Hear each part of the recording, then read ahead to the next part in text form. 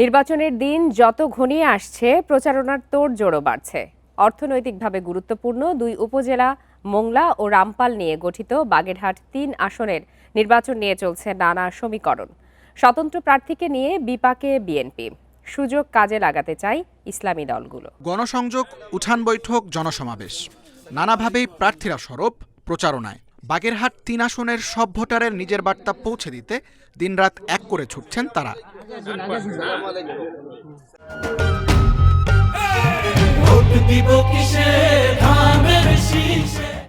মোংলা ও রামপাল উপজেলা নিয়ে গঠিত বাগেরহাট ৩ আসন।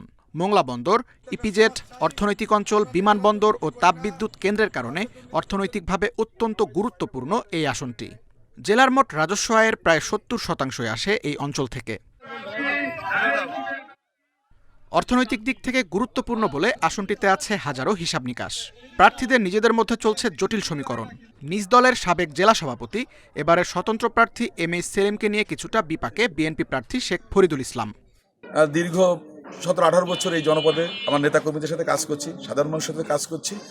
আমার কাছে মনে হচ্ছে যে না, আলহামদুলিল্লাহ এখনো পর্যন্ত আমরা সঠিক পথে আছি। শেষ পর্যন্ত আমি লড়ে যাব, যত চক্ষু রাঙ্গানি হোক না কেন এবং যত ভয়ভীতির কারণ হোক না কেন, আমি আমার কাজ করে যাব।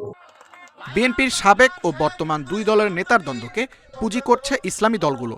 আসনটিতে জয়ের ব্যাপারে আশাবাদী তারা। নির্বাচন কমিশন হয়তো কোনো এক দিকে ঝুঁকে যাচ্ছে, কোনো একটা দলের দিকে। তা আমরা এই অবস্থানকে আমাদের মাঠে কাজ করার জন্য লেভেল প্লেইং ফিল্ড আছে, এটা আমরা বলতে রাজি না। আমরা যদি এমপি হতে পারি, আমরা যদি ক্ষমতায় যেতে পারি, তাহলে এই দখল বাণিজ্য থেকে আমরা এই এলাকা মুক্ত করব এবং হারে দিয়ে যাতে ঘের করতে পারে সে ব্যবস্থা আমরা করব।